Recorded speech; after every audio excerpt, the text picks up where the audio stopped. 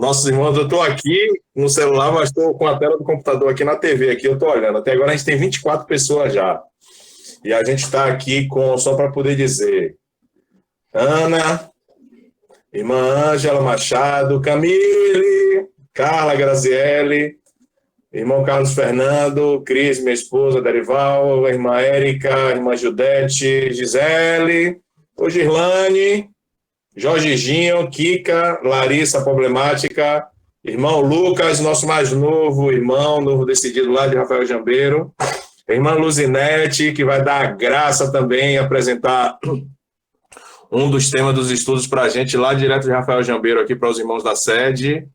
O irmão Nando Walter, Mano Walter, de lá de Rafael Jambeiro, irmão Kevin, a irmã Rose, Mary e irmã Cindy Alana. Sentindo falta de alguns irmãos, mas vamos orando aí, vamos mandando mensagem para a gente orar. Queridos, mais uma vez, graça e paz, como foi dito pela irmã Nayara. Estamos aqui hoje através do Ministério Action aqui para poder, acima de tudo, glorificarmos ao nome do Senhor, mas com uma nova proposta, né? Na verdade, o Ministério Action para jovens casados, a gente fala de amor, a gente fala de casamento, a gente fala de coisas que os solteiros ainda não sabem, mas hão de saber e no tempo oportuno, sem pular os níveis espirituais e os níveis de compromisso com o Senhor. Mas a gente também fala sobre o crescimento espiritual, que é algo que é muito importante, não só para a vida do Ministério Manaim, mas para a vida de toda a igreja, porque a Bíblia nos diz que nós temos que crescer perante ao Senhor em graça e conhecimento.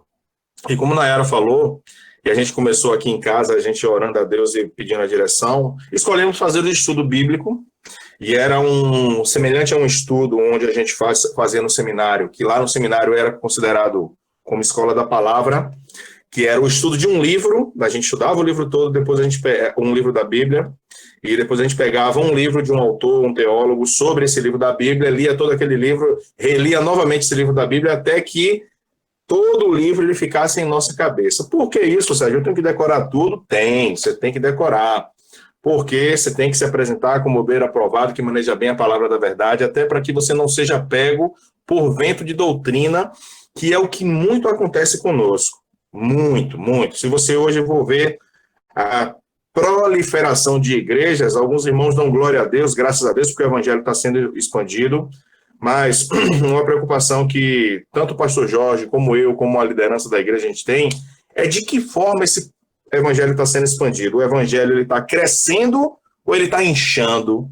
Porque entre crescer e inchar existe uma diferença muito grande. E nós temos visto muito por aí, querido, alguns irmãos nossos aí que não têm uma maduridade cristã e nem um conhecimento aprofundado da palavra. Então, eles são deixados a levar por vento de doutrina. E aí veio qual foi a situação. Que livro estudar depois que a gente decidiu? Aí a gente foi uníssono em dizer livros do Novo Testamento, porque eles vão tanto servir para os irmãos antigos na fé e principalmente para os novos na fé, porque a base cristã são os ensinos de Jesus.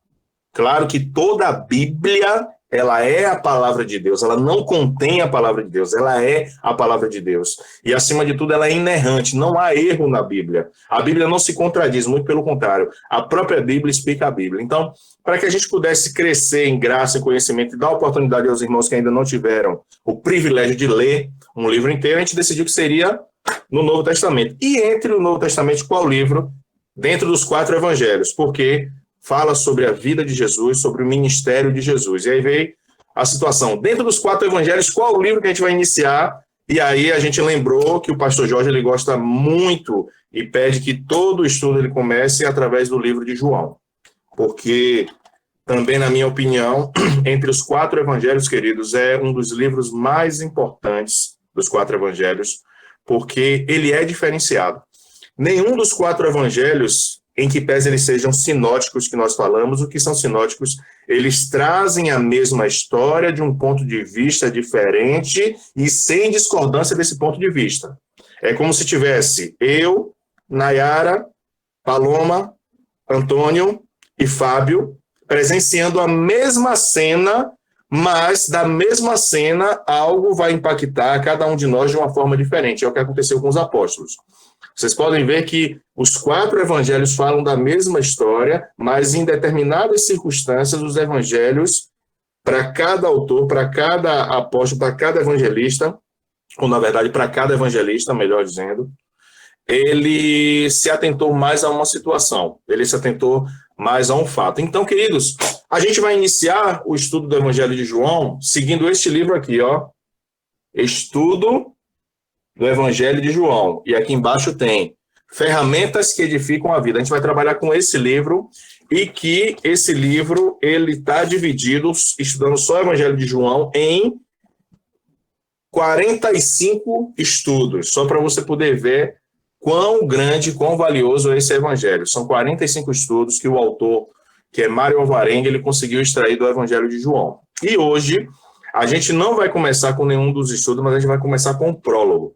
O que é o prólogo? O princípio, o início de tudo do Evangelho de João. Aqui se refere. E a partir da semana que vem, caso o quórum ele aumente, está aumentando, Nayara, mas Paloma, Fábio e Antônio, 25 pessoas.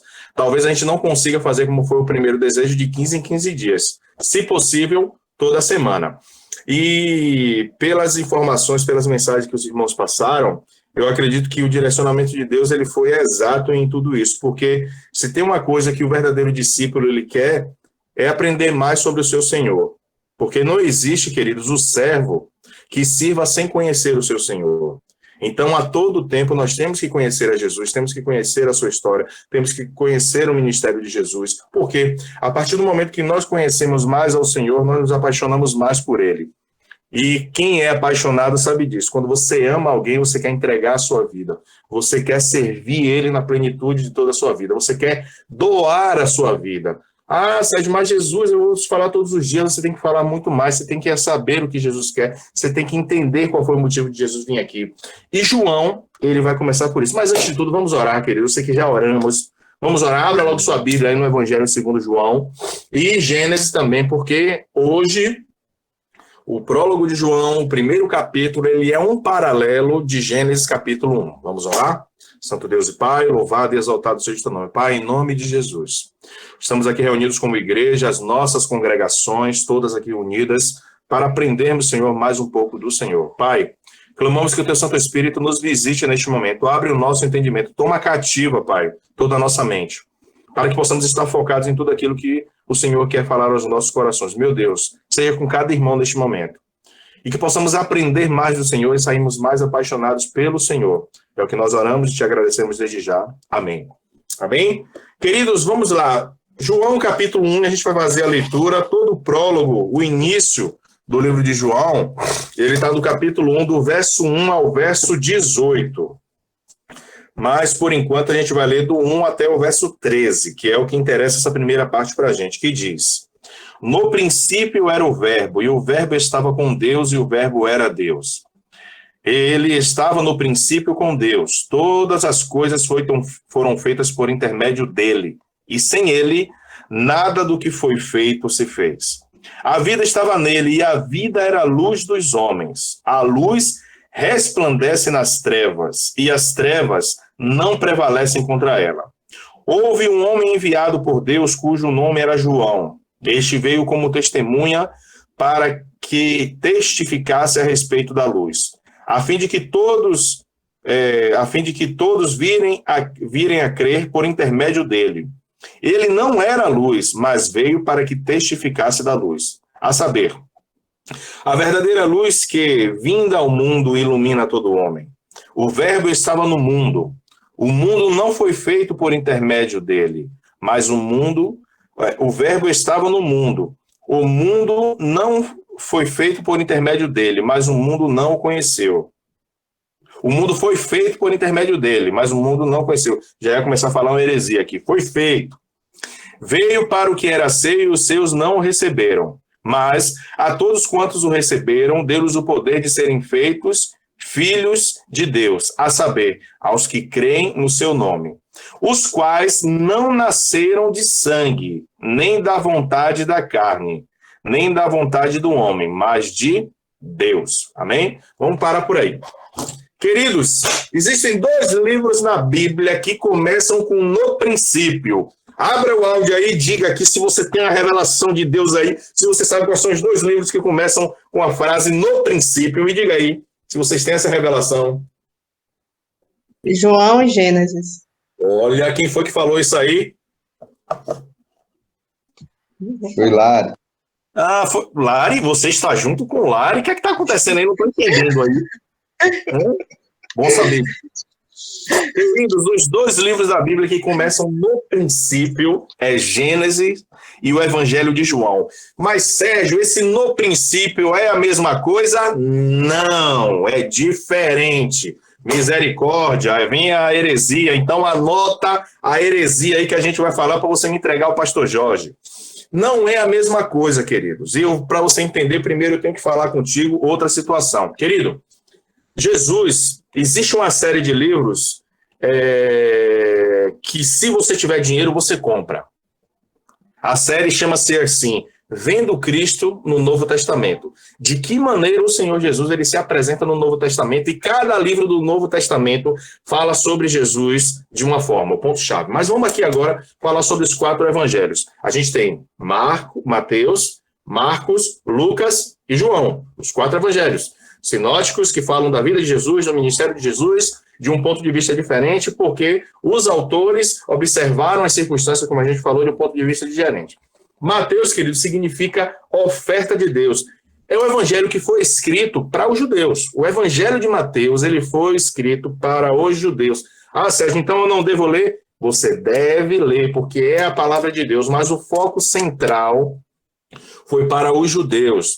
Aqueles judeus que acreditavam em Jesus vindo como Messias, o messiânico, o Messias, na verdade, aquele Messias que seria o libertador dos judeus de Roma, como outrora Moisés libertou o povo do Egito e Davi libertou o povo lá de toda a situação que estava acontecendo. Só que Jesus, ele não vem como Jesus, como Davi, um guerreiro, mas ele vem como aquele pregando a palavra de paz, a de libertação, tudo isso. Então, o Evangelho de Mateus mostra que Jesus era o Messias enviado por Deus. E aí, queridos, vem a situação que João ele já fala aqui no capítulo 1, verso 12. Veio para os seus e os seus não o receberam. A gente vai chegar lá para poder falar sobre isso. E, queridos, onde está o ponto central para poder dizer Jesus como Messias e Rei? Enviado de Deus e Rei. Está em Mateus capítulo 2, verso 2. A gente tem que fazer essa abordagem para poder entender o livro de João, que diz, onde está aquele que é nascido Rei dos judeus? Porque vimos a sua estrela no Oriente e vimos adorá-lo. Os reis magos, né, que a gente costuma dizer, que vieram para poder. Então, eles já vieram adorar o Senhor no seu nascimento como o Rei dos judeus. Então, ele se apresenta para os judeus como o Messias enviado e esse Rei. Mateus é escrito para os judeus, que aí ele traz as revelações sobre o reino dos céus, sobre o reino de Deus, para que os judeus pudessem entender isso. Porque o que é que os judeus entendiam? Entendiam tudo que estava na Torá, os 5 primeiros testamentos, os 5 primeiros livros da Bíblia, que é a Tanakh ou a Torá, e os demais livros, que é toda a Tanakh do Velho Testamento. O Evangelho de Marcos, querido, Mateus se apresenta como Messias e Rei Messias, o Evangelho de Marcos já apresenta o Senhor como servo, o homem. Jesus é aquele que vem para poder servir. Ele traz, queridos, isso para os irmãos em Roma, os romanos, para poderem entender que Jesus, além de ser rei, mas ponto principal, que Jesus ele era servo, ele veio para poder servir. Desce de sua majestade, Jesus vem, habita a terra, não conhece o pecado e mostra Jesus com as características de servo. Então você, pecador, que é servo de Deus e acha que tem que só receber e não quer fazer nada, Jesus se mostrou como servo, principalmente você, que é um miserável pecador, que devia estar morto agora, mas não está pela glória de Deus e o amor de Deus. Então, seja servo, sirva ao corpo, sirva aos seus irmãos. E a confirmação disso está lá em Marcos capítulo 1, verso 11, que diz, uma grande voz do céu dizia, tu és o meu filho amado em quem me comprazo. Sérgio, eu não ouvi a palavra servo, mas o significado da palavra comprazo é de servo, é de servir, de ajudar, de colaborar. O que Deus fala sobre isso. Então, o filho enviado que veio para servir, que veio para colaborar, que acima de tudo veio para poder salvar. Evangelho segundo Lucas, que traduz a palavra Lucas como luz, mostra Jesus sendo o Filho do Homem. Jesus que vem, o evangelho que começa lá como Jerusalém, trazendo Jesus como filho do homem, a dualidade de Jesus como Deus e como o homem, que ele se apresenta, nascendo de forma gloriosa, de forma virginal, mas o homem que vem para poder trazer, para poder trabalhar por cada um de nós. Está em Lucas 19:10, que diz: porque o Filho do Homem veio buscar e salvar o que se havia perdido, e mostra a dualidade de Jesus. Deus Todo-Poderoso, encarnado como homem, para poder trabalhar, para poder salvar aquilo que havia perdido. E quem é que foi perdido? Eu e você. Rapidinho, deixa eu desligar aqui. Um outro celular aqui que está incomodando a gente, mas isso é mesmo. Ao vivo é assim mesmo, né? E, queridos, agora nós chegamos no Evangelho Central, que é o objeto do nosso estudo, dessas palestras, que é João, que significa Deus gracioso, que é o Evangelho do Filho de Deus. Por isso que João ele é diferenciado, queridos, nos 4 evangelhos. Ele mostra, querido, a natureza divina de Deus como sendo filho do homem. Ele mostra, queridos, a capacidade que Jesus teve, sendo Deus, de vir até a terra para poder morrer, ou melhor, se entregar à sua própria vida, porque ninguém matou a Jesus, ele entregou a sua vida por mim e por você. O evangelho de João ele é muito diferente dos outros, queridos. Neste evangelho, Jesus é apresentado como o Verbo, o Deus divino, que ele existe desde a eternidade. Mas aí eu perguntei, Sérgio, quais são os 2 livros da Bíblia que começam com no princípio? Gênesis e João. É a mesma coisa a narrativa? Não. Por quê? Quando o livro de Gênesis ele foi escrito por Moisés, divinamente inspirado por Deus. Moisés estava lá, Sérgio? Não estava, mas acontece uma coisa que não acontece hoje em nossas casas. Como é que os judeus ele conheciam a palavra de Deus e o que Deus queria? Lembre-se que a lei ela só surge, os escritos de Deus primeiro só surgem com os 10 mandamentos, que é depois que o povo sai do Egito, que está lá no deserto passando aquele momento de escola, porque deserto na Bíblia, queridos, traz um conceito de escola, de aprendizado, de purificação, e Deus ele escreve tudo isso para o povo, para que o povo tomasse conhecimento do que era pecado, porque até ali o povo pecava, mas não sabia o que era pecado. E como é que chegou até Moisés para que ele pudesse? Moisés estava lá no Gênesis? Não estava, mas tinha um princípio que a gente deixa de ter hoje nas nossas casas, que é o princípio da oralidade entre as famílias. Então, o que aconteceu com Adão, que Adão nasceu, aquela toda história que Adão ele pecou e ele foi afastado de Deus, Adão foi passando para os seus filhos, que passaram para os netos, que passaram para os bisnetos, para os trisnetos, aí vieram os patriarcas até chegar em Moisés, que divinamente também inspirado por Deus, ele escreve o Gênesis, depois escreve o Êxodo, que já é a história dele, escreve Números, Levítico e Deuteronômio.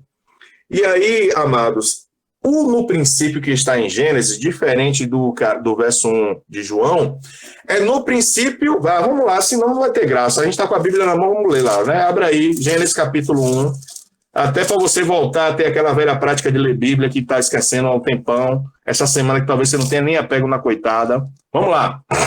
Gênesis capítulo 1, que nos diz: no princípio criou Deus os céus e a terra. Esse no princípio aqui, queridos, agora para a gente dar uma estudada, que significa Bereshit aqui, né? Em hebraico, Bereshit Elohim. Esse no princípio, queridos, é o princípio da criação de Deus de todas as coisas. Deus criando os céus e a terra. Por que é diferente, Sérgio, de João? Porque João, queridos, ele estava ali no espírito, na ousadia tremenda, de forma impetuosa. Lembre-se outra coisa que eu esqueci de falar, não é lembrar, agora aprender. O Evangelho de João, queridos, que fala sobre a natureza de Jesus como Filho de Deus, ele foi escrito para a igreja. Mateus, para os judeus, Marcos para os irmãos romanos, Lucas também para todo o povo. Agora, João, ele foi especialmente escrito para a igreja do Senhor. Por isso que o prólogo de João, ele traz uma revelação, e esse prólogo é o que João vai falar durante todo o seu livro, que a gente vai, junto com essas 25 pessoas que ainda estão aqui, fervorosas aqui, a gente vai estudar, e se Deus permitir, todas as 45 lições. Mas, Sérgio, você falou que Jesus aqui ele é apresentado como Filho de Deus. Queridos, por incrível que pareça, O versículo-chave do Evangelho de João não está no começo, mas já está quase no fim do livro, que já está lá em João, capítulo 20, verso 31. Abra comigo aí a Bíblia. O versículo-chave do Evangelho de João, ele é o capítulo 20, o verso 31 do livro, que diz: estes, porém, foram registrados, tudo que se passou foi registrado, para que creiais que Jesus é o Cristo, o Filho de Deus, e para que, crendo, tenhas vida em seu nome. Olha, quem é o caminho, quem é a verdade e a vida? Jesus. Para que você creia e tenha vida nele. E essa vida, querido, não é a vida que a gente tem, mas é a própria vida de Cristo, que é a vida que nos concede. Eita, Sérgio, agora embananou toda a minha cabeça.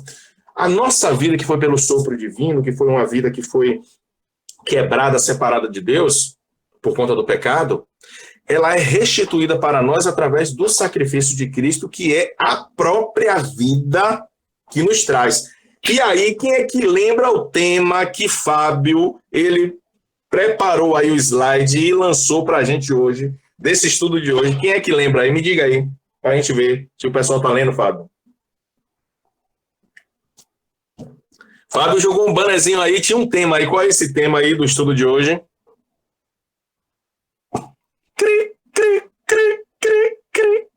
Fábio, fala aí, Fábio, por favor, para a gente não passar a noite toda aqui. Você sabia que... Fábio! Que Jesus é o agente da criação? Olha, Derivaldo pescou e pescou. Você sabia que Jesus é o agente da criação? Derivaldo pegou aí, meu amigo, ó, uma cavala de 40 quilos aí. Glória a Deus, Derivaldo, pela sua vida. E aí a gente fala assim: você, meu irmão, sabia que Jesus é o agente da criação? Sérgio, mais uma heresia. Anota a heresia aí para você falar com o pastor Jorge que Sérgio está falando. Por favor, senão não vai ter graça o culto.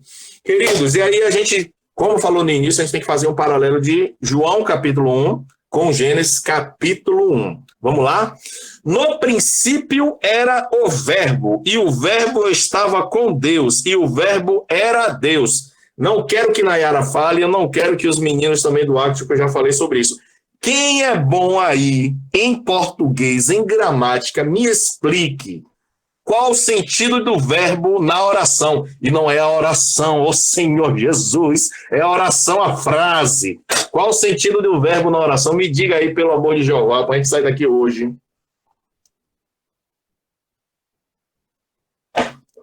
Que é que o verbo... Vamos lá, então. Meninos do Action, eu já falei, vamos ver se vocês lembram. Qual o sentido do verbo na oração? Ele exprime o quê? Volta lá, então. Ele o quê, rapaz? Ação. Ação, olha, opa! Então não existe oração sem verbo. É correto falar isso? Opa, vocês não estão participando não, é? Ou caiu? Hein, queridos? A gente quer falar essa noite se você sabia se Jesus ele é o agente da criação. Vamos lá? Eu já falei sobre a questão das características dos 4 evangelhos, certo? E 2 situações que trazem de maior importância no livro de João. Primeiro, ele traz no prólogo aqui, na verdade, que não é no livro, né? A gente está falando sobre o prólogo, o primeiro capítulo.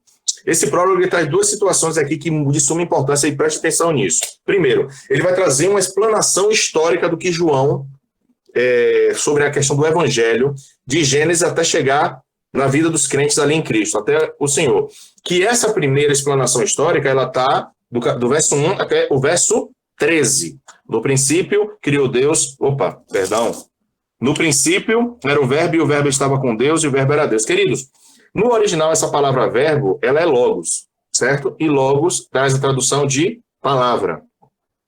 E por que o pessoal não trouxe na hora da tradução e não colocou isso? Por que, Sérgio, eles mudaram a Bíblia? Não, porque também ele traz significado, mas a palavra mais adequada e principal era de logos, a tradução era verbo. Então, no princípio, o logos, que era a palavra, que era Deus, eles colocaram como verbo. Como bem falou, talvez eu acredito que foram Larissa aí, né, que eu não escutei a voz direito. A questão do verbo, em toda oração, frase, ela exprime ação. É o que vai modificar na oração, eu faço, eles fizeram, tal. Quando a gente chega para Gênesis e a gente vai ler, a gente começa a ler o seguinte: no princípio criou Deus os céus e a terra. A gente já ouviu falar sobre Trindade na igreja, Pai, Filho e Espírito Santo. A gente já viu que cada um possui um papel na Trindade e que os três são um, porque possui a mesma essência, a mesma natureza divina. A gente não vai entrar muito nisso. E a gente sabe que Jesus ele estava com o Pai antes mesmo da criação. Sérgio, qual é a diferença entre no princípio de Gênesis e no princípio de João? Porque no princípio de Gênesis ele está falando sobre a criação do mundo. No princípio criou Deus os céus e a terra. Só que no princípio do Evangelho segundo João, ele vai mais além. Ele não vai na limitação temporal da criação do mundo. Ele vai no princípio da eternidade, onde a gente não sabe onde é o começo. Jesus, que estava lá, ele era o Verbo, e o Verbo estava com Deus como Trindade, e o Verbo era Deus, fazendo parte da Trindade. Ou seja, esse princípio de João é anterior à criação. É anterior ao que Moisés escreve no Gênesis sobre a criação de Deus. Só que aqui em João está falando que Jesus ele era o Verbo, e a gente vai falar sobre o agente da criação. Querido, Jesus estando com Deus antes mesmo, na eternidade, antes da criação desse mundo de todas as coisas, sendo Jesus parte da Trindade, sendo Jesus o próprio Deus, Jesus ele teve um papel fundamental na criação e na recriação do homem. Como é isso, Sérgio? Lembra que o homem foi criado? Vamos lá. Agora eu quero que você vá no capítulo 2, verso 7.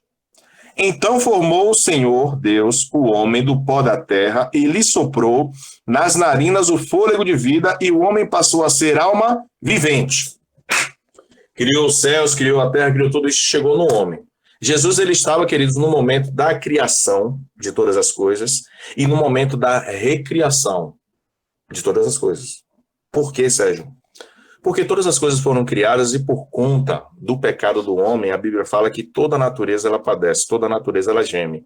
E quando Jesus ele vem como Deus, como homem encarnado, para a redenção dos nossos pecados e para a nossa reconciliação, ele está fazendo parte da recriação de todas as coisas.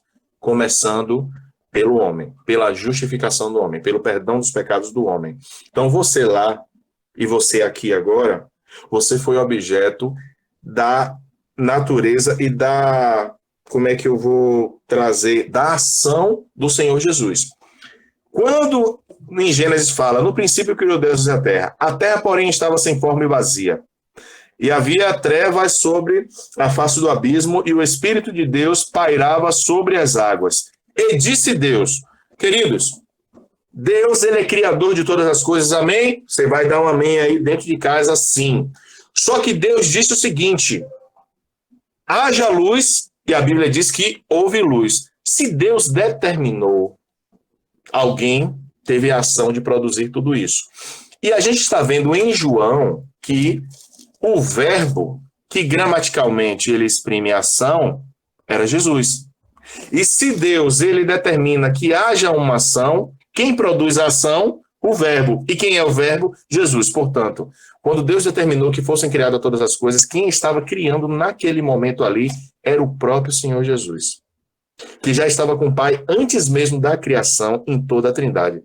Sérgio, e aí como é isso? Isso aqui é profundo, querido, e é muito espiritual. Porque quando você, querido, que crer na Trindade, que é um dos princípios basilares da fé cristã, você que é cristão, você crê na Trindade Santíssima, na Trindade Santa, ou na triunidade, como o pastor Jorge ele gosta muito de falar, você vai crer nisso aqui. Quando Deus determina que haja, o Deus é o Criador, quem executa toda a lei, quem executa todo o plano de criação é o Senhor Jesus.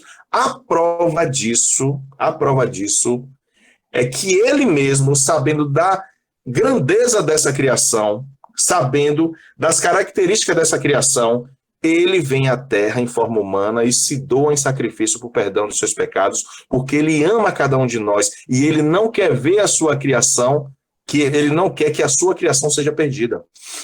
queridos, o perdão do seu pecado, a restauração da sua aliança com Deus, ela já estava posta antes mesmo da criação de todo mundo. Desde a eternidade, porque lá na eternidade, o próprio Jesus, ele já sabia de todas as coisas. Mas, Sérgio, eu quero que você me explique isso, Jesus vindo aqui na Terra e fazendo todas essas coisas. Queridos, isso vai ser gradativamente explicado. Nossa função hoje é não atravessar os irmãos e explicar a questão do prólogo. Então, queridos, do verso 1 ao verso 3, a gente vai falar sobre a questão da obra de Jesus. De que Jesus, ele estava... Mas, Sérgio, quando passa aqui do verso 2 ao 3, e ele estava no princípio com Deus, fala sobre eternidade, fala sobre a natureza da Trindade. Ele fala, todas as coisas foram feitas por intermédio dele, e sem ele, nada do que foi feito se fez. Agora está falando sobre o princípio de Gênesis, o princípio da criação de todas as coisas.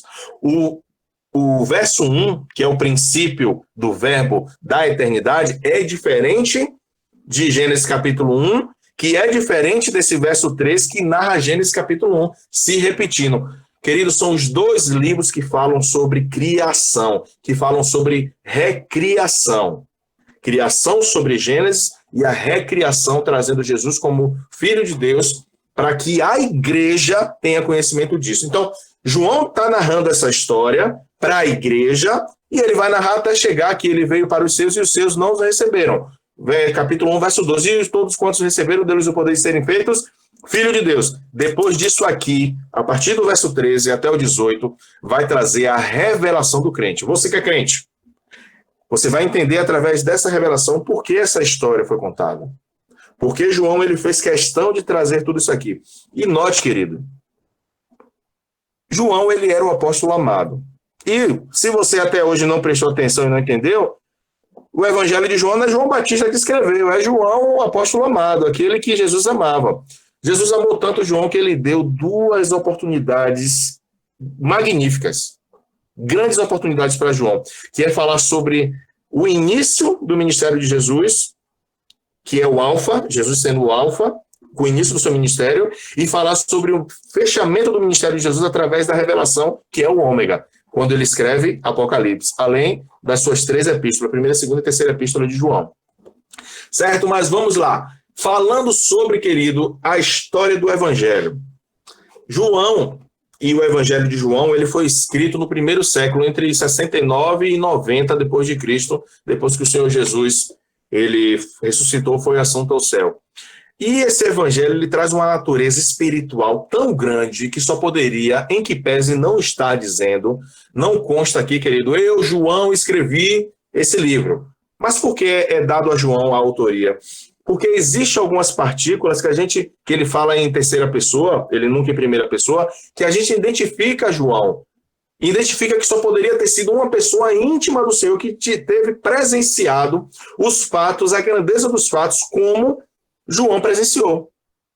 Principalmente, e um dos que me marcam muito, é quando Jesus ele ressuscita e vem ter um encontro com os seus discípulos.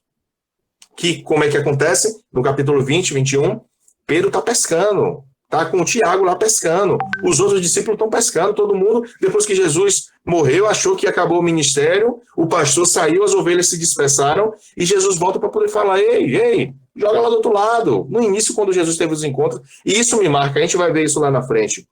E traz uma grandeza tão grande da fidelidade que você não vê nos outros narrando isso.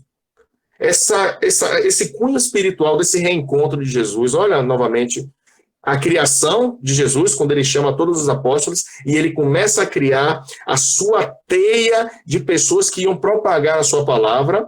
Quando essa teia se quebra, né? A gente pode trazer isso assim, como teia, até para poder trazer, né? Quando esse fio se quebra por conta da sua morte e todo mundo se dissipa, e ele volta para poder recriar novamente essa teia quando chama os discípulos, ei, eu disse que eu ia morrer e no terceiro dia ressuscitar, porque eu ia ressuscitar o templo. Como é que você todo mundo? E ele tem aquele encontro fenomenal com Pedro e dá aquela história fenomenal. Da mesma forma que Pedro negou ele 3 vezes, Jesus questiona ele 3 vezes se ele ama. Então vamos lá. No princípio era o verbo, e o verbo estava com Deus, e o verbo era Deus. Queridos, Já falamos que Jesus ele estava antes da criação de todas as coisas, ele já existia antes com o Pai e ele sempre existiu, ok? Não começou ali com o Gênesis, por favor, queridos irmãos novos na fé. A Bíblia não começa, a palavra do Senhor não começa ali com Gênesis. A palavra do Senhor, ela é de eternidade a eternidade, porque o nosso Deus é de eternidade a eternidade. O que é eternidade a eternidade? Não tem começo e não tem fim. Deus, ele é atemporal, ele é eterno, ele é infinito. O que é finito? Uma coisa que tem começo e terá fim. Mas o nosso Deus, ele é eterno, é infinito. Então, Jesus ele existia muito antes da criação do mundo. Os judeus, eles acreditam no Gênesis, naquela criação. João, ele vem falar para a igreja, olha, até mesmo antes da criação do mundo, existia um tempo anterior, que a gente não pode narrar tudo isso. Então, Jesus, que é o verbo, que é a palavra, que é o Logos, ele é atemporal, ele é antes da criação de tudo isso. Mas eu preciso explicar tudo isso para vocês. Jesus, queridos, desfrutava da companhia do Pai, ele estava junto ao Pai. Estava junto ao Pai, ó, nos amando antes mesmo de nascermos do ventre da nossa mãe, preparando para nós, queridos, uma redenção, preparando para todos nós um caminho que deveríamos trilhar para que vivêssemos eternamente junto com Ele. Ele participa da natureza divina.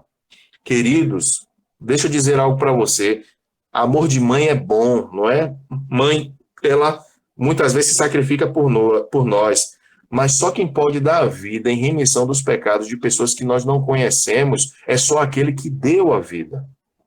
Aquele que nos deu a vida, que pode outrora nos dar novamente a vida, que é Cristo Jesus. Ele sabe a importância de nossa vida. Ele sabe o valor de toda a nossa vida. Por isso, ele se entrega para que fôssemos restaurados, para que a nossa comunhão tivesse uma restauração junto ao Pai. Se você não dá valor, querido, se você não, querido, aplica na sua vida coisas espirituais, eu quero te dizer, Jesus, ele te ama, ele quer que você entenda isso, que a sua vida excede todo o valor do mundo. A sua vida vale mais do que todas as coisas que estão por aqui. Por isso que ele nos revela através da sua palavra quão importante é nós reconhecermos ele como o único suficiente Salvador. Queridos, 3 pessoas distintas, Pai, Filho e Espírito Santo, e um só Deus verdadeiro. A trindade que João ele fala, quando ele diz sobre no princípio que Jesus estava com Deus, que Jesus é Deus, isso é confirmado pelo próprio apóstolo Paulo. A gente tem que dar uma fugidinha para a gente poder trazer de outro livro, para a gente poder trazer o alicerce disso tudo e a confirmação do que está dizendo. Paulo, querido, no livro de Marcos, ou melhor dizendo, Marcos, o evangelista Marcos, olha, sinótico, quando ele fala sobre Trindade, ele traz a situação que quando Jesus foi batizado. E o que é que ele diz lá? Aconteceu que naqueles dias Jesus, tendo ido para Nazaré da Galileia, foi batizado por João no Rio Jordão. E aí, os jovens e os irmãos de Rafael Jambeiro, que a gente ministrou domingo pela manhã sobre batismo, lembra? 3 tipos de batismo: imersão, aspersão e infusão. E quem pode me dizer aí qual é o batismo bíblico, se Jesus foi batizado no Rio Jordão, só para a gente não perder a linha e relembrar? Qual é o batismo bíblico? Me diga aí. Infusão, aspersão e imersão. Qual é o batismo bíblico? Imersão. Glória a Deus. Se alguém falasse infusão aqui, ou aspersão, a gente ia ter uma conversa séria com o pastor Jorge, viu? Mas vamos lá, certo? Então, João estava batizando Jesus no Rio Jordão por imersão. E logo saiu da água. Esse conceito que fala sobre sair da água, que a gente disse domingo, significa que Jesus estava dentro d'água, ok? E viu os céus abertos e fez descer sobre ele o Espírito Santo como pomba. Primeira trindade, o Espírito Santo desce sobre Jesus como pomba. Certo? Jesus já estava dentro do rio. O Espírito Santo desce como pomba. E ouvi uma voz dos céus que dizia: Tu és meu filho amado em quem me comprazo. O Pai está do céu falando sobre tudo isso. Então, nós temos a característica da Trindade Santa sobre esse texto. Marcos capítulo 1, verso 9 e 12. Depois dê uma lida lá de forma fiel para você poder entender sobre isso. Fala sobre a Trindade, que João está dizendo que no princípio estava Cristo com o Pai antes mesmo de todas as coisas. E sobre a questão de Cristo, Deus ser o Criador e Cristo ser o agente, o apóstolo Paulo, que não caminhou com o Senhor, mas teve a revelação através do Espírito. Em 1 Coríntios capítulo 6, verso 8, ele diz: todavia para nós há um só Deus, o Pai, de que tudo é, de quem tudo é, todas as coisas pertencem ao Pai, e para quem nós vivemos para o Pai, e um só Senhor, um Deus e um só Senhor, que é Jesus Cristo, pelo qual todas as coisas, e nós por Ele. Quer dizer que todas as coisas foram feitas por Cristo. Tudo quem fez foi Cristo. Mas, Sérgio, as pessoas dizem que Deus é o Criador de todas as coisas. É. Ele que determina, Ele que manda. Mas o agente da criação de todas as coisas, quem realiza, foi o Senhor Jesus. O Senhor Jesus estava junto com Ele para poder falar. Sérgio, é correto afirmar que Deus é o Criador? Sempre você vai ter que falar sobre tudo isso. Que Deus é o Criador. É como algumas pessoas falam, Ele é o arquiteto. Deus é o Criador de todas as coisas. Mas com o Pai, junto, executando tudo, estava o Senhor Jesus. Por isso que a glória, para que o sacrifício e a remissão dos pecados, meu e seu, só Ele poderia fazer. Nenhum outro poderia fazer. Aí vem o louvor. Porque eu te amei, a cruz pesada carreguei, né? Filho, você tem que ir para lá, que é aquele louvor. É o próprio Deus descendo para poder, queridos, em forma de homem, salvar a mim e você. Todas as coisas foram feitas por Ele, e sem Ele nada do que se foi feito se fez. Comprovação, João 1,3. Aqui, queridos, existem duas confirmações que o livro nos fala, que é uma confirmação positiva e uma negativa. Todas as coisas foram feitas por quem? Por Ele. Isso quer dizer tudo. Céus, terra, luz, água, parte seca, o homem, os animais, tudo foi feito por Ele.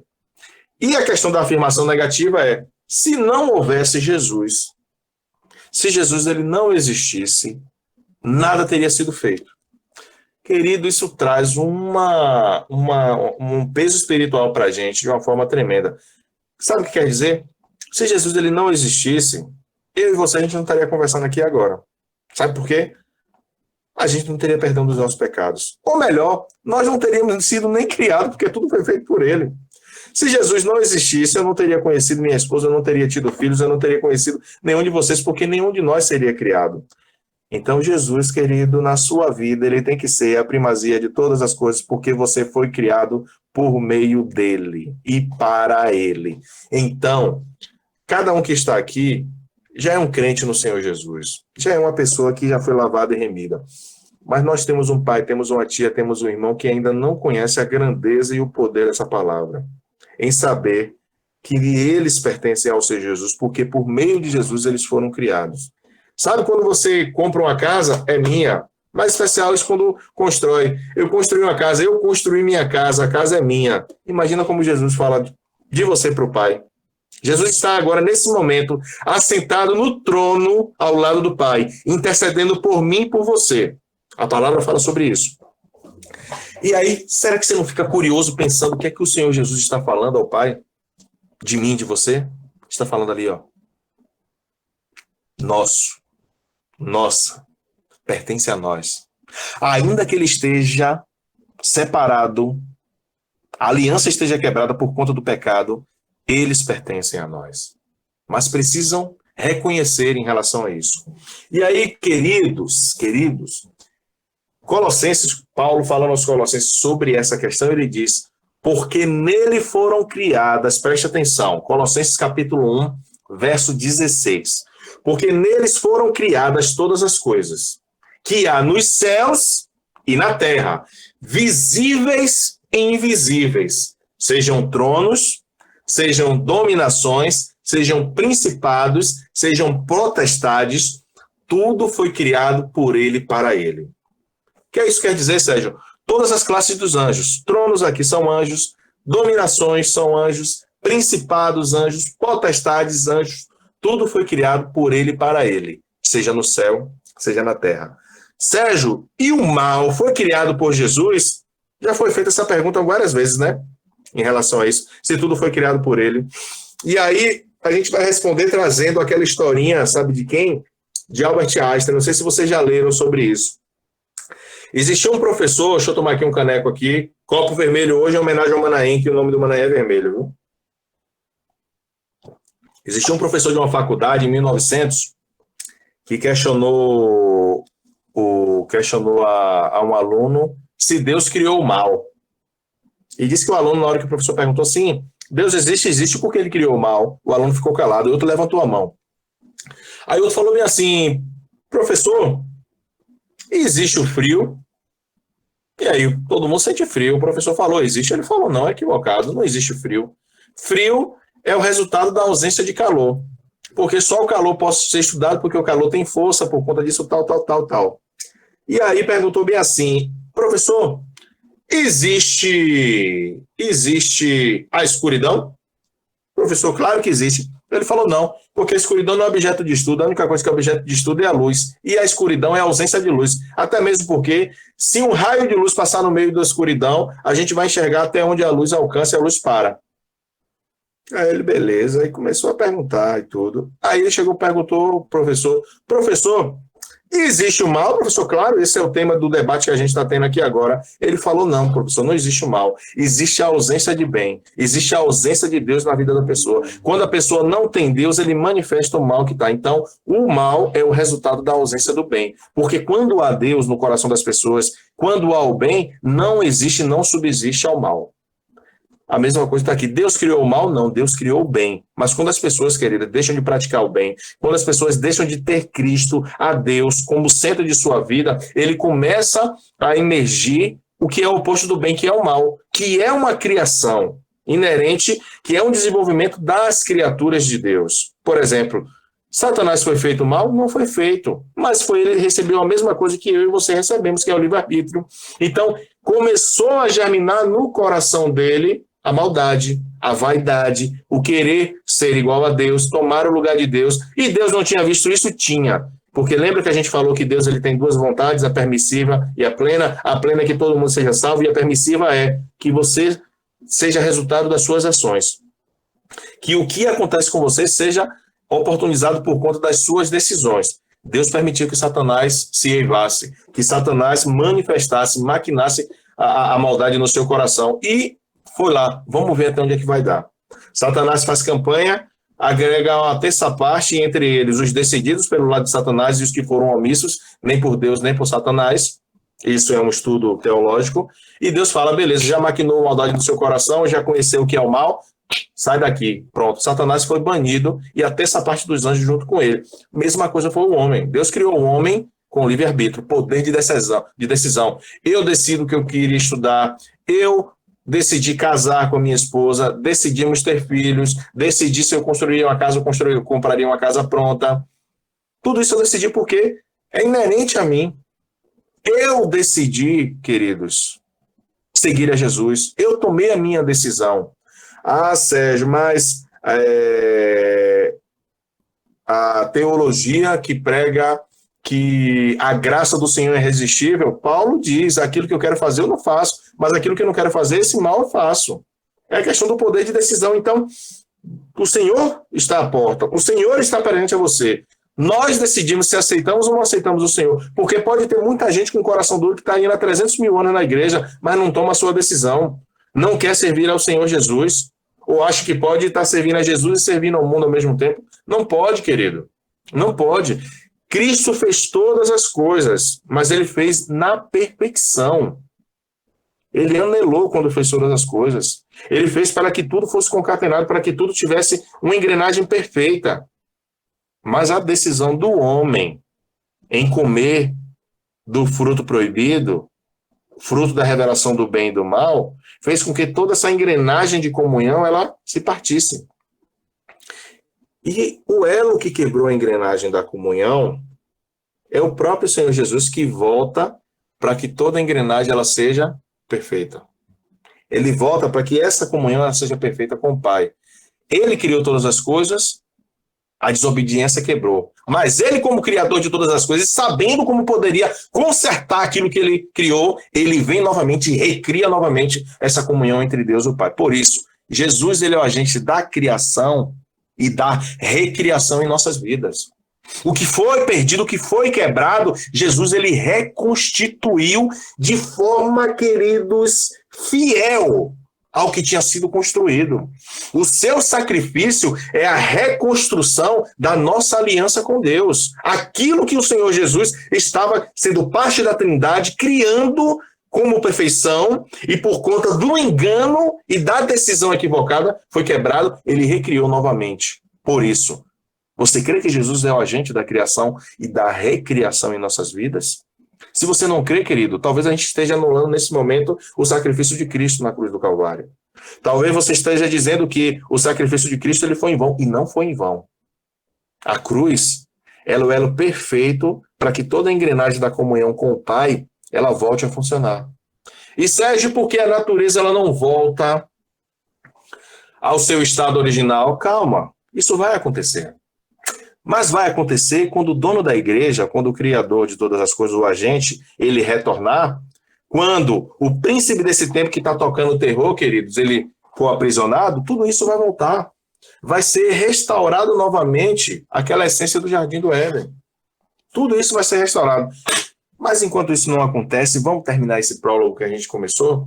Vamos terminar tudo isso aqui, porque tem coisa muito boa para que o Senhor fale aos nossos corações, e a gente quer falar um pouquinho de tudo isso. Falando sobre a questão da história do Evangelho. Lembra? Jesus estava lá no princípio de todas as coisas. Jesus foi o criador de todas as coisas. E tudo isso, queridos, veio passando de pai para filho até que chegasse ao ponto do Senhor Jesus. Lembre-se, Jesus ele vem para os seus e os seus não o recebem. Não é isso que a palavra fala? Jesus ele vem para os seus e os seus não o recebem. Mas, queridos, voltando, quem era Jesus?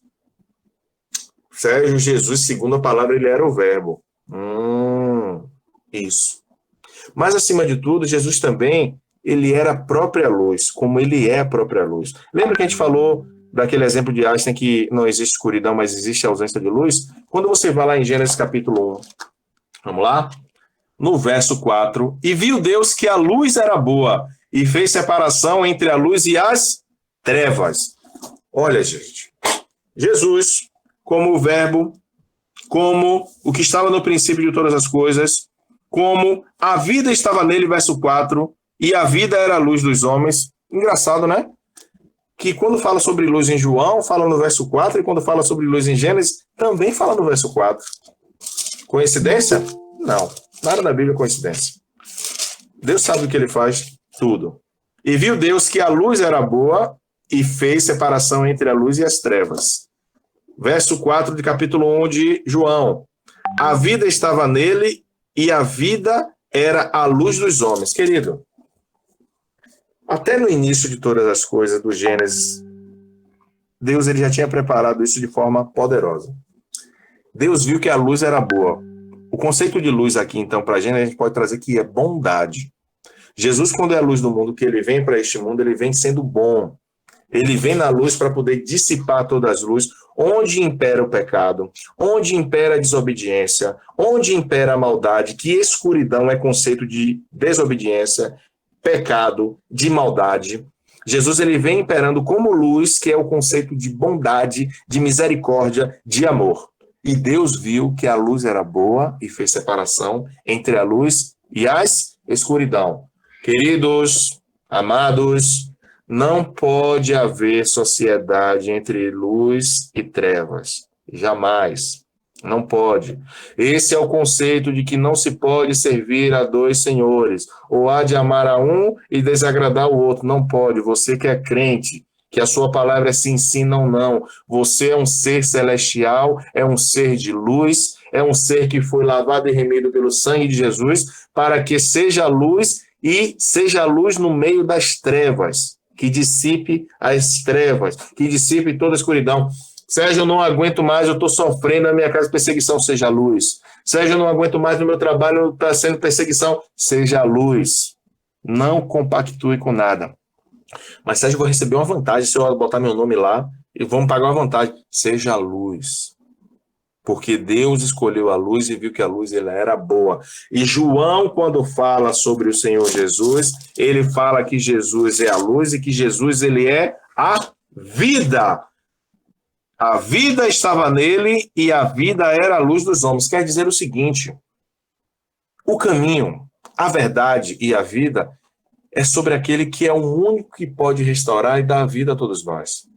Outrora, estávamos mortos em nossos delitos, em nossos pecados, mas Jesus nos deu vida, e ele nos deu vida em abundância. Só que a gente não toma propriedade disso, queridos. A gente às vezes não sabe qual é a grandeza disso tudo que está sendo dito. Não fala. A gente às vezes não presta atenção, queridos. Esse é o paralelo que João faz sobre a questão. Ele faz, querido, com Jesus sendo esse agente da criação, o agente que expulsa as trevas.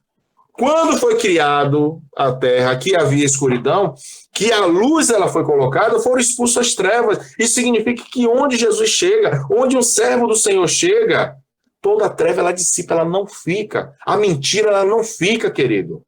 Não fica. O que é encoberto é revelado através da presença de um servo fiel, através da presença do Senhor Jesus, representado por você que é crente. Não fica.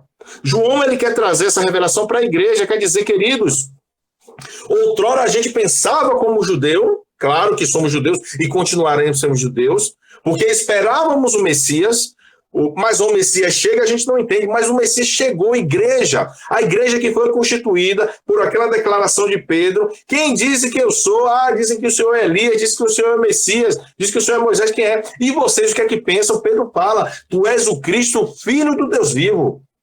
E Jesus fala, sobre esta revelação, sobre esta palavra, edificarei a minha igreja, ali surge esse evangelho aqui, que foi feito em 69, escrito, na verdade, em 69 por João, ele traz essa revelação para os irmãos da igreja, ele traz o histórico sobre a palavra, traz o histórico sobre o evangelho, sobre Jesus, até chegar no clímax, querido, o testemunho de João Batista.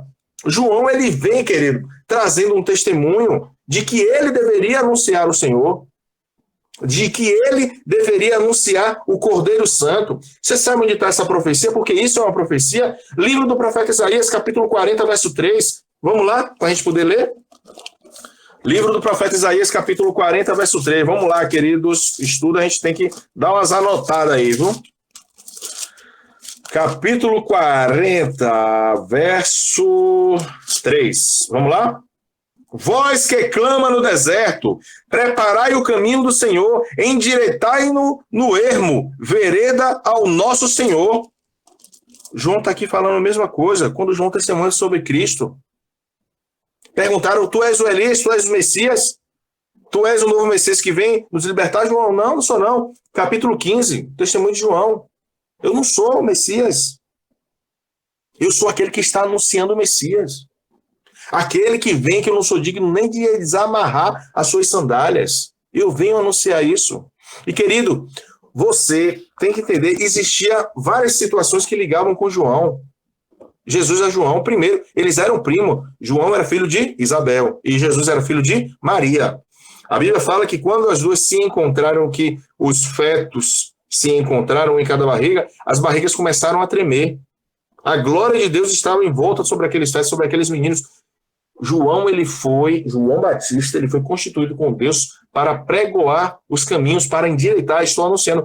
Você pode ver em toda a história bíblica, quando um rei vai chegar, o que é que primeiro chega? Chegam primeiro as pessoas que anunciam o rei, o rei fulano de tal vai chegar, se preparem para que aquele novo rei, aquelas pessoas, elas pudessem receber o rei. João veio ser a voz do deserto. A profecia de Isaías se cumpre aqui com João Batista. A voz que clama no deserto dizendo, preparai as vossas veredas, endireitai as vossas veredas, porque vem aquele, queridos. Eu vos batizo com água, mas vem aquele que vos batizará com fogo. João fala sobre isso. Ele vem a pregoar. E as pessoas confundiam, não. E, queridos, quando a gente fala sobre João Batista, a gente tem que trazer uma máxima para a gente na igreja. O significado de João Batista aqui, ele quer dizer o seguinte, todos nós temos um começo de ministério e temos um fim de ministério. Nós temos que entender isso. O nosso início, quando começa, e quando termina o nosso ministério. Como foi que João Batista morreu? Quem pode me dizer aí? Vamos lá? João Batista, não é evangelista não, viu? Bora, gente. Como é que foi que João morreu? Foi decapitado. Oi, Lucas. Lucas aí foi decapitado e entregue numa bandeja. Querido, poxa, mataram o João Batista. Mas tudo tem um propósito. Até nisso Deus tinha um propósito. Quando Deus leva um irmão da igreja, ele tem um propósito. Sabe por que João ele morreu? João poderia ter ficado, João Batista, até como João Evangelista, até velhinho, poderia ter ficado. Mas lembre-se disso. Deus ele tem um propósito na minha vida e na sua vida para a pregação do Evangelho. Qual é a missão primordial e perpétua da vida do crente? Porque perpétua, até o final de sua vida tem que ser realizada a pregação do Evangelho. Mas existem circunstâncias dentro do ministério que tem início e tem fim. A gente tem que reconhecer isso. Com João foi a mesma coisa. João veio, apregoou a voz que clama no deserto, apregoou a vinda de Jesus, fez discípulos, mas começou a ter um problema. Lembra na Bíblia que os discípulos de João começaram a entrar em debate com os discípulos do Senhor Jesus? E aí começou a ter um problema. Olha, João já estava sendo reconhecido como um profeta que talvez fosse o Messias, mas não era aquilo que Deus queria. Deus queria o seguinte, por mais que ele disse.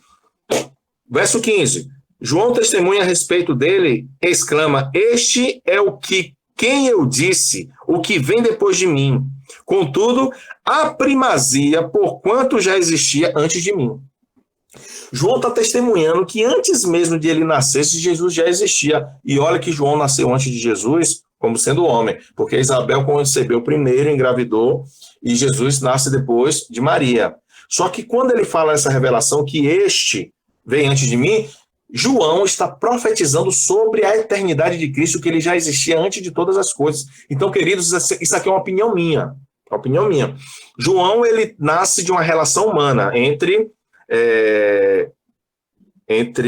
Isabel e Zacarias. Zacarias.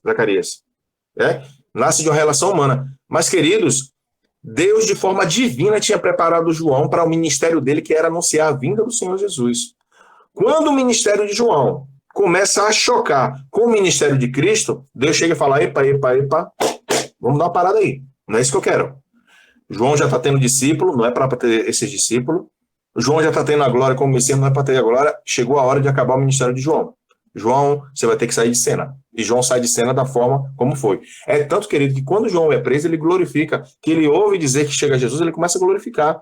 Porque a sua profecia estava sendo cumprida. A profecia sobre a vida de João é o que está em Isaías 43. E a profecia de João Batista estava sendo cumprida, que era Jesus chegando. João batiza Jesus, e Jesus inicia o seu ministério ali. Só que Jesus fala, João, chegou o fim do seu ministério. A sua missão chegou. Chegou a hora de você vir para mim. E aí Deus proporciona e permite que a morte de João Batista, porque ela é finda. Para quê, queridos? Imagine se João Batista continua. Talvez João parasse de pregar porque ele tinha revelação divina de qual era o papel dele. Mas os discípulos começariam a entrar em mais contendas com o discípulo do Senhor. É tanto que quando João morre, os discípulos de João passam a ser discípulos do Senhor Jesus. Então, querido, lembre-se, você tem que reconhecer, nosso ministério aqui na Terra, ele é finito, ele vai ter um início e vai ter um meio. Agora, o ministério perpétuo de todo crente, que o crente não pode deixar de fazer é ide por todo mundo e pregar o evangelho a toda criatura. Mateus 28, a grande comissão, a partir do capítulo 19. Mas existem situações que talvez o seu ministério ele possa acabar, Deus ele quer te mandar para um outro canto, Deus quer te mandar para uma outra atividade dentro do próprio reino, e às vezes a gente não reconhece. Então sejamos como João Batista. Reconheçamos a hora de entrar e a hora de sair. Porque quando João, eu tenho aí convicção minha disso, quando João ele foi para poder ter a sua morte, ele já sabia que Deus ali estava acabando com o ministério dele, e era Deus que estava permitindo que aquilo acontecesse. Então, João ele tem ligação com Jesus porque João ele era parente do Senhor Jesus, era primo. Ambos foram enviados por Deus, tinha a mesma característica para poder João Batista apregoar o ano aceitável, apregoar a vinda do Messias, e Jesus foi enviado por Deus como o próprio Messias para cumprir, para sacrificar em relação aos nossos pecados. Ambos cumpriram fielmente a sua missão. João até que foi morto, decapitado, como bem foi dito, e o Senhor Jesus, quando ele se entregou em sacrifício pelos nossos pecados com fidelidade. Jesus não foi reconhecido pelos seus. Quem eram os seus de Jesus? Os judeus. Veio para os seus e os seus não os receberam, mas todos aqueles quantos receberam deles o poder de serem feitos filhos de Deus. Sérgio, por que os judeus eram o povo do Senhor? Aí você vai ter que perguntar a Deus quando estiver lá no céu. Que só Deus vai poder lhe revelar. Mas enquanto estiver aqui na terra, a gente vai lhe revelar através do que está revelado pelas Escrituras. a gente já falou sobre isso e a gente vai voltar a falar. A Bíblia, ela é a história do povo hebreu, dos judeus, o povo de Deus. Nascido no Éden, Adão e Eva, vindo depois com seus filhos, vindo com os patriarcas, Noé, Abraão. Então é a história de todo o povo hebreu, até que quando chega, queridos, em Jacó. Quando chega em Jacó, e Jacó ele tem, que depois foi conhecido, mudou seu nome como Israel, e ali vem toda agora a divisão, entrelace da história do Senhor Jesus, quando tem as 12 tribos, 12 filhos de Jacó, que tem as 12 tribos de Jacó, e que das 12 tribos, o quarto filho, que é Judá, vem a descendência do Senhor Jesus, que primeiro vem a descendência de Davi, e como um renovo da raiz de Davi, a Bíblia fala isso, nasce o Senhor Jesus. Então, o povo de Jesus eram os judeus, eram os hebreus. Tinha as libertações, tiveram os homens que agiram como os libertadores, como Moisés e Davi, Davi como um guerreiro, e o povo de Israel, como a gente acabou de falar, esperava esse novo Messias libertador dos romanos. Jesus como sendo da descendência de Davi. E, inclusive, a confirmação disso está em Mateus capítulo 1, onde fala sobre a genealogia de Jesus. Então, Jesus como judeu, e todo bom judeu, e o judeu só é reconhecido como judeu se ele tiver uma genealogia, se tiver uma história de família, uma árvore genealógica, aí você é considerado como judeu. Chegar, Sérgio, você é judeu de onde? É da Palestina. Conte-me mais, quem era o seu descendente? Eu não sei, meus pais não sei, então você não é judeu. Porque o judeu tem uma história. Então, como bom judeu, Mateus, e falando para judeus, Mateus tinha que pregar para o judeu para poder provar. Eu provo que Jesus, ele é judeu, que ele é Messias, porque ele nasceu de fulano, raiz de Davi, filho de José, Jesus. Pronto. Aí os judeus viram que Jesus era um judeu fiel.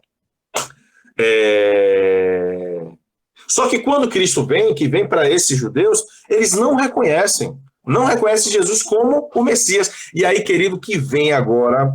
Oh, meu Deus do céu, tem que glorificar o nome do Senhor por isso. Vem agora a possibilidade de eu e você servirmos ao Senhor e sermos reconhecidos como filho. Porque quando foi apregoado que ele viria para os seus não receberam, existia um povo lá que estava ouvindo, que reconheceu Cristo como o único e suficiente Salvador, que aceitou a Cristo como o único e suficiente Salvador, e por conta disso foram feitos filhos de Deus, que é o nosso caso. Nós não somos judeus, mas nós somos filhos de Deus por adoção em relação a isso. Nós não nascemos do sangue ou da carne, mas nós nascemos de Deus através do Espírito. Porque todo aquele que reconhece a Jesus como único e suficiente Salvador, segundo o verso 12, mas todos os quantos receberam deles o poder de serem feitos filhos de Deus, a saber, aos que creem no seu nome, são considerados filhos. Então eu e você somos filhos. Filhos por conta disso.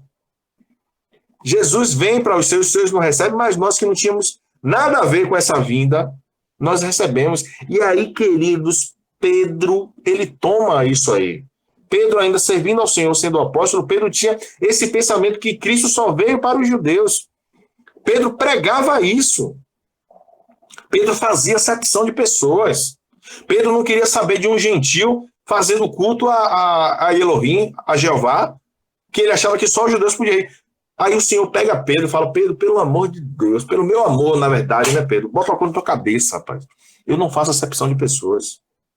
Eu não faço acepção de nada. Aí Pedro tem aquela história com Cornélio, Atos capítulo 10. Quando Pedro vai na casa de Cornélio, que tem aquele culto, que Pedro veio verdadeiramente de Deus, ele não faz acepção de pessoas. Não faz. Sabe por quê? A igreja é composta de gentios. O que é gentios? Quem não é do povo de Deus, quem não é judeu. Nós que somos igreja hoje, que esse livro de João, esse prólogo é para poder dizer que você deve reconhecer como ponto fundamental que Cristo, ele é Deus, Filho de Deus. Ele está sendo escrito para a igreja, para que a igreja não possa ter o costume dos judeus, para que tenha revelação. Então você hoje faz parte da família de Deus, é participante da família de Deus por conta da fé que você depositou em Cristo Jesus.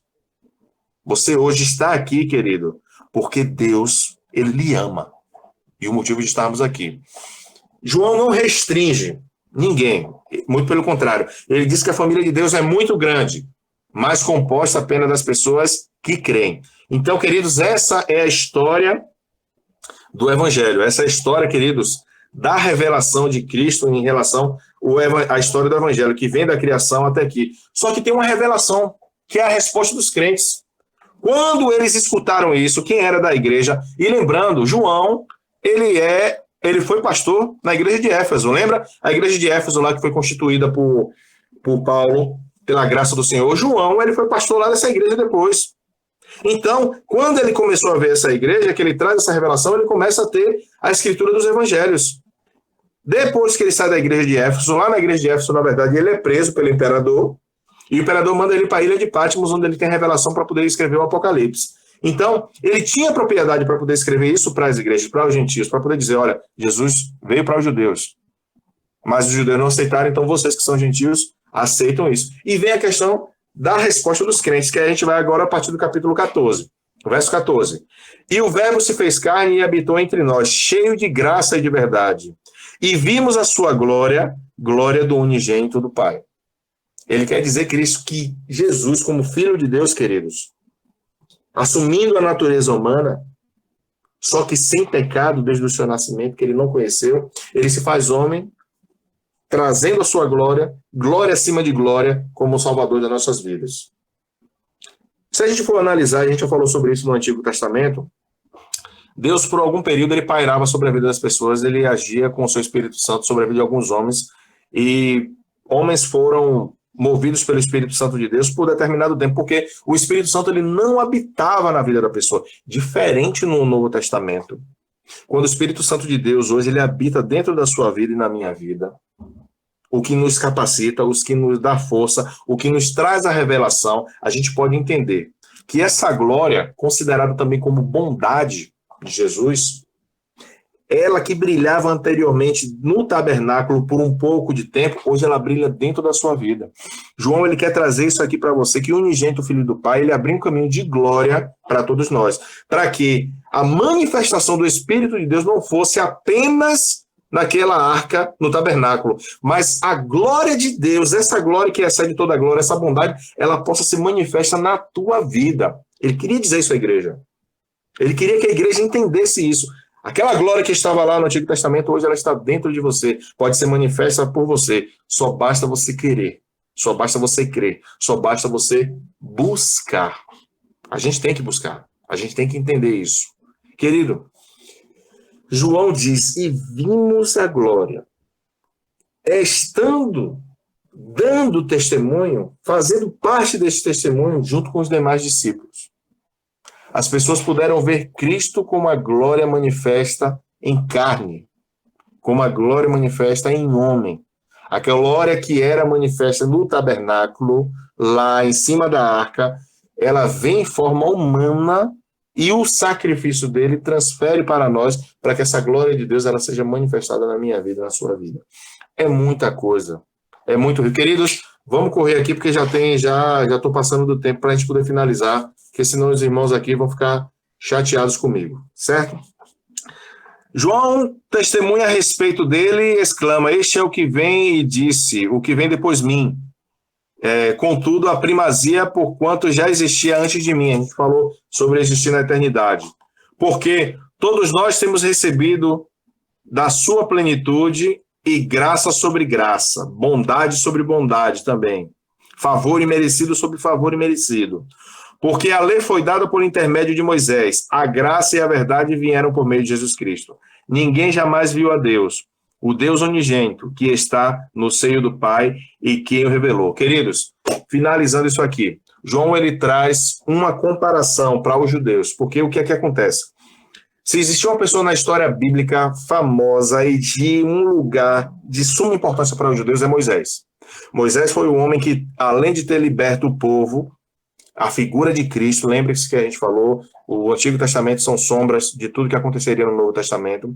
Moisés, como libertador do povo de Israel, lá do Egito, ele traz a lei do Senhor, ele traz os mandamentos de Deus. Com Cristo é totalmente diferente, era isso que João queria incutir na cabeça da igreja. Como Moisés ele é reconhecido lá, queridos, porque a lei foi dada por intermédio de Moisés, as palavras do Senhor foram dadas por intermédio de Moisés, a graça e a verdade vieram por meio de Cristo. O amor, o favor imerecido, não mais um jugo de lei, veio em forma humana perante nós, para que nós reconhecêssemos essa graça, esse amor, esse favor imerecido na figura de Cristo Jesus. Diferente de Moisés, Cristo ele veio se doar. Moisés ele veio libertar. Cristo ele veio, além de libertar, entregar a sua própria vida para perdão dos nossos pecados e libertação de uma vez por todas, de uma vez por todas do homem. Não necessitando mais que ninguém sacrifique por você, não necessitando que ninguém mais interceda ao Pai junto por você. Ele veio como sacrifício pleno e ele veio para poder rasgar o véu e dar acesso ao trono da graça para que eu e você entrássemos sem intervenção de ninguém. Não precisa ser irmão Sérgio, não precisa nenhum ministro, não precisa nenhum pastor, líder da igreja, não. Agora é você e Deus. Você tem ligação direta com o Pai. João ele veio para poder incutir tudo isso. Ele veio para poder dizer, Moisés foi usado por Deus, foi instrumento de Deus para libertar o povo. Mas Jesus, ele veio dar testemunho. Ele é a palavra encarnada do Deus Filho e unigênito Filho de Deus. Jesus é tudo isso, para que você tenha. Do capítulo 1 ao capítulo 18, João traz essa revelação de tudo que vai acontecer no seu evangelho, sendo que o capítulo 20, o verso 31 é o ponto central do evangelho de João, que diz, estes, porém, foram registrados para que creiais que Jesus Cristo é o Filho de Deus e para que, crendo, tenhas vida em seu nome. Nesta noite, querido, graças a Deus que todos vocês creem, mas o ponto central do evangelho de João é, creia que Jesus é Filho de Deus. E creia que você tem vida porque você acredita no nome de Jesus. Deus abençoe. A partir da semana que vem ou daqui a 15 dias teremos a nossa primeira lição, que vai ser, queridos, um tema, primeiro passo de Jesus no seu ministério. O que foi que Jesus fez no seu ministério? Depois de ser apresentado por João, depois de João apresentar ele como o verbo que criou todas as coisas, o verbo que estava com Deus antes de tudo isso, o verbo que veio sendo apregoado por João Batista, o verbo que veio para os seus não receberam, mas aqueles que receberam, deu-lhes o poder de serem feitos de Deus, o verbo que não é comparado com Moisés, mas ele é acima de Moisés, porque além de ser o libertador, ele é o próprio sacrifício de Deus preparado para eu e você, para que ninguém mais pudesse oferecer sacrifícios, oblações, para que ninguém mais intercedesse por você, mas que você tivesse o sacrifício primais, o sacrifício final de todas as coisas e que tivesse acesso direto ao trono da graça. Então, no próximo capítulo, você vai aprender os primeiros passos de Jesus no seu ministério,